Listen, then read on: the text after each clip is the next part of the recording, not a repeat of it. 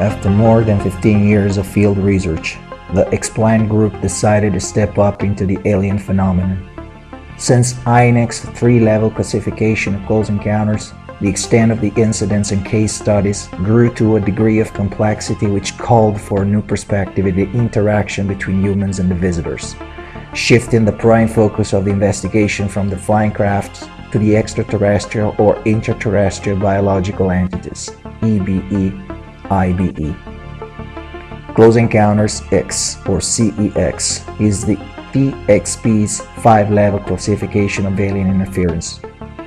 CEX-1, or sighting of flying objects at great distance. CEX-2, or sighting of flying objects at medium or close range, which results in the modification of the environment. CEX-3, or sighting of EBE, IBE on the ground, with or without a craft. CEX-4, or human EBE, IBE interaction on all levels, from abductions to conflicts to cooperation. CEX-5, or human EBE, IBE product, from hybrids to clones to engineered living creatures, ELC.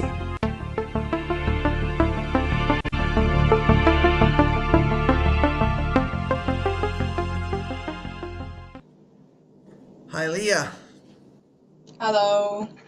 How are Okay, you? welcome back again to our Starseed series, episode 2. How's everything over there in Australia? Hot. Very, very hot now. You're so lucky because we've got uh, low temperatures out here, and I really wish I was there. well, hopefully one day you'll get to come and experience the intensity of the heat, so we'll suffer together. Do not anticipate anything on that nature, but yes, let's hope. Okay. Okay, so today we get straight into how everything happened. Okay. We do know that when you were a child, you had an outstanding experience, okay? An experience that completely changed your life. Would you like to tell us what was all about? What exactly happened? Well, when I woke up at that night, and Maro, or the lady at the very end of the hallway, sort of ushered me through the door, and I'm walking down, and I just come into this big room where there were all these people, and they were all doing different things. And I remember, like, kids. Some of them were humans, some of them were ETs, some of them were adults as well, but no human adults. They were all ET adults. And at the time, I had no concept of, human or ET. It was just something that I just saw these different types of people running around. And the lady next to me, she was telling me, the girl with the gold skin and the red robes, she was saying, I want you to go and sit by that other lady over there on the desk. And I look over, and there's another one who looked more human. She had hair, and she was taller than than the woman I was beside, but she didn't have those human features. She had purple skin, purple hair, and all. Anyway, so I go over, and I sit down next to this woman, and she introduces herself to me as Antaji-san.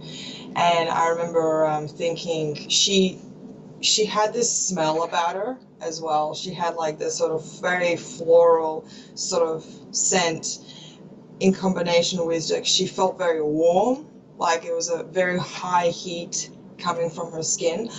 I can't remember exactly if she touched my hand or if she touched my shoulder, but I just remember feeling very, very warm there, and just comforted, I guess you could say. Anyway, she explains to me that she would like to give me a few toys to play with, and she wants me to play with them as quickly as possible, go through them as quickly as possible, and then boom, I'll be able to play with the other kids. And that's what I did. So she brings out one of the toys. I remember one of the first ones, and it was like this what was the name of the shape? I can't remember, but it was like this type of pyramid looking triangle, but it was like 3 on each side, so no matter which way you flip it, it'll always be that sort of particular perfect shape. Anyway, and this particular toy had little other triangles inside it as well, and they were like different colors and different variations of what you could do. You could pull them apart and then you could reassemble them back together. And I remember playing with that, pulling it apart and looking at it, and she's just watching me. She's just looking at me the entire time. And then she takes that away when I'm done, and then brings out the next thing, and so on and so forth. And yeah, all of that accumulated to many years thinking, like, what was all that about? Like, what was the whole point of that?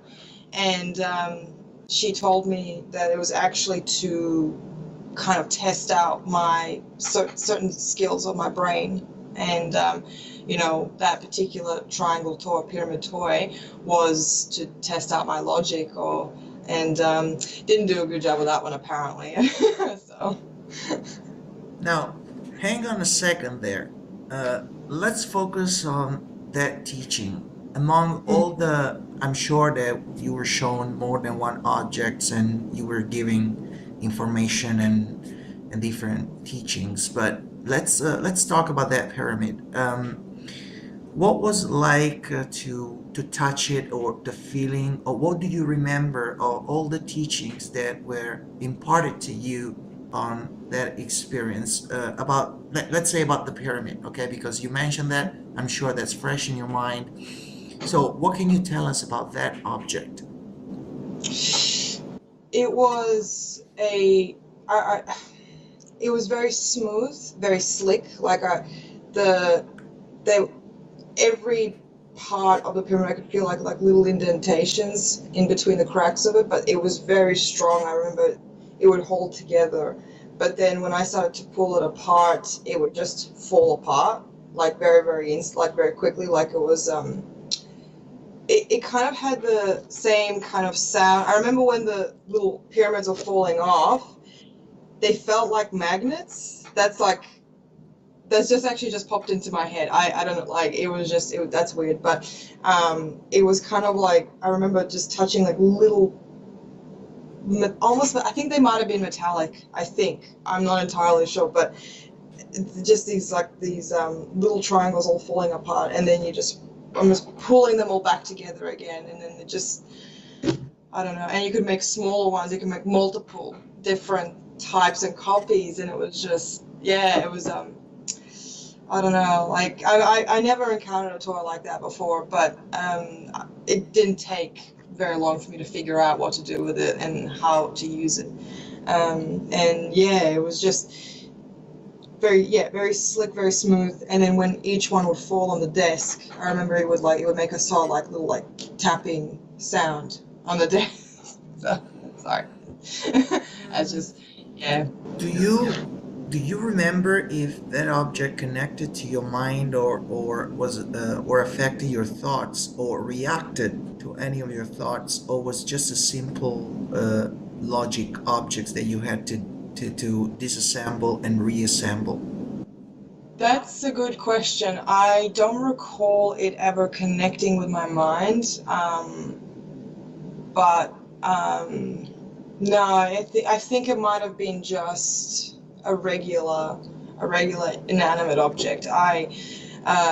It wouldn't surprise me if it did something while I was using it, while I was touching it, because a lot of these sort of devices ETs they have multiple purposes. It's not just a singular one.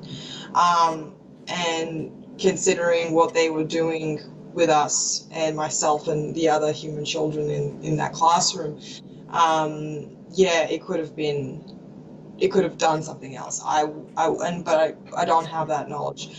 I could ask, but we'll see. We'll see what the answer is. Probably just like, nah, it was just a toy. Okay. Reading too much into it. Now, I know that you have a surprise for us and our Yeah. users, so why don't you show that on a visual so we can see what that object looked like? Well, I have decided, I thought it would be a good idea to finally actually draw what it was like in those classrooms. So, this is the toy I remember playing with, just to give Move it to the right, move it to the right because we only see the lady. To your right, okay, to your right. Yes, stop right there. Stop right okay, there. yeah, Hang on there a few seconds because I'm trying to describe what I'm seeing. I'm okay, seeing a lady in a very sweet stance. She is very focused on this little girl holding a pyramid, like you said. It's a, a red or purple and white decked pyramid, and that girl is holding it, and the lady is smiling and it's looking at her and at the object. So, is this what you recall that really happened in your experience, Leah? yes, it was. This is a the representation of what happened that night. And I remember she was watching me the entire time I was playing with these toys. It wasn't just the one; it was more. But yeah, she didn't say anything. Like, I remember she just described what was happening at the beginning, and then all of a sudden it was just like boom, boom, more toys. And I didn't have any comprehension of what any of this meant, of course, because, being a young child, it was just like, oh, okay, this is what an adult wants me to do. So that's kind of what I did, and it was like I didn't question it. But it was probably one of the more pleasant things an adult ever got me to do. It's like, okay, I can play with all these toys for you. Yeah. So, Now, the second very important part of this experience is obviously the Purple Lady, or Antajizen, as she yes. introduced herself to you. So, what do we know about her? Of course, you had several years contact with her. She's probably one of your closest ETs that you can communicate with. So, what does she mean to you first? And how can you describe her to us? She is well, I've always had a very close bond with her from when we met, and I was a very strong familial bond, and it was someone I felt like I could 100% rely on. She was like my second mother in those early years. It was if that's how close I felt with her, and when the physical contact sort of ceased, and she explained it to me, I remember crying like it was the end of the world, like, a parent was saying goodbye, and it was a very intense moment. It was very hard. But anyway, I come to find out many years ahead of time, and she comes back to me and she actually explained what all that was and what that meant. And she comes clean and tells me that I am her. I do have a part of her in me. And I'm thinking like 14, and I'm like, what are you talking about? What do you mean? What do you mean? And she says, well, I'm literally your star parent. And I'm like, okay. And she explained to me that I'm a little bit, a very small part of her is living within me to some degree. And that's why there's a strong bond between us. And she's always been kind of a very powerful presence in my life. And I could even at any time I can rely on her. There's never been an instance where I was like completely left on my own.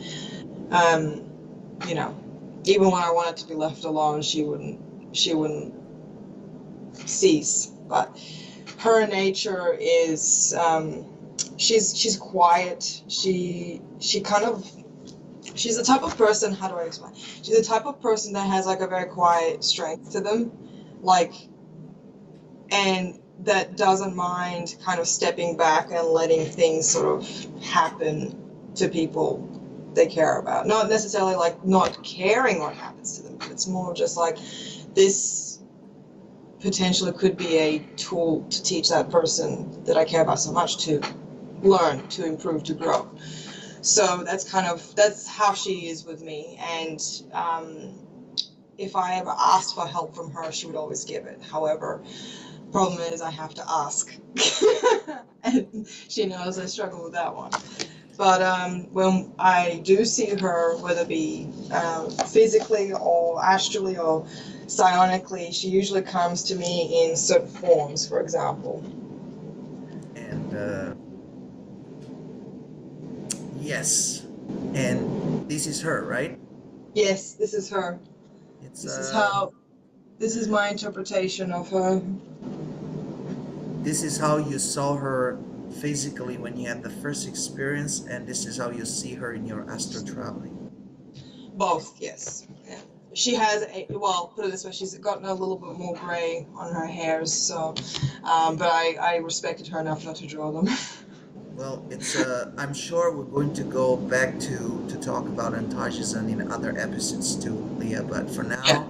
let's keep our watchers a little bit on the curiosity side, and why don't we give a little space to one questions that you received during episode 1, and you may want to answer to, let's say, the most interesting question you've received, and you have about 30 seconds to answer.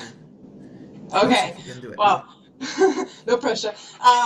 Yes. So one of the most interesting questions I received from a person was Carlos Martin. He posed a very interesting question: is how would someone like myself be able to communicate with ETs? How do other ETs communicate with other beings? And I think that's a very, very important question.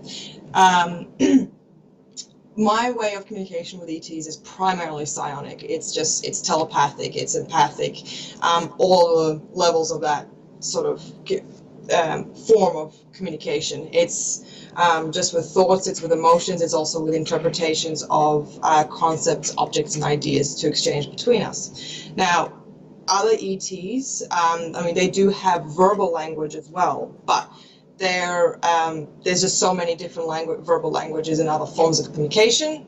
It can be too daunting for one individual to learn all of it across the board. So they use primarily telepathy or psionics to actually communicate with each other, like they do with me.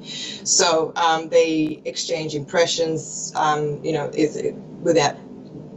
exchange information through impressions, for example. So it kind of allows one being to communicate with another being seamlessly. So that's their main form of communication, and that's how I communicate with them. Fortunately for me, a lot of my people that I communicate with, they do speak English, or at least a form, broken English at best. So I can understand some of their thoughts. Okay. At least. Well, that's a very good answer, and we encourage from this episode on, as you can see, Leah can pick the most interesting questions that you guys may want to ask, and she's going to answer in the next episode. So, in closing this tonight, I just want to address the fact that Leah's experience, it's a real mind-boggling one, and that entices us to think about the main questions the humankind has always asked and never found an answer. So, who are we, and where we come from, and where we're going? And we hope that these conversations with Leah, a Starseed, may eventually shed some light on our destiny and our true essence as human beings, and eventually through these answers we may try to improve into a higher level of awareness. Thank you, Leah, for being with us tonight, and see you on the next episode. Thank you, and see you next episode too.